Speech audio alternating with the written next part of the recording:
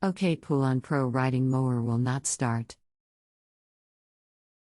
Replace spark plug, air filter, fuel filter, fresh gas, seat safety switch too. Will crank and fire every once in a while.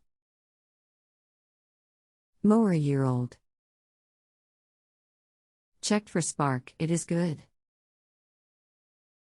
Any suggestions? Do you know the model of your Poulan lawn mower? PP 19A42. 33R877. 0009. G11701717ZD. How long has this been going on with your Poulan lawn mower? What have you tried so far? Just happened yesterday.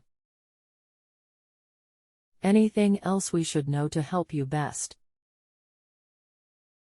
Replace parts up above in previous message. Hello, this is Roger. Remove the air filter and shoot some carb cleaner into the airbox. If it fire and dies, it is a fuel problem. Then we can go from there.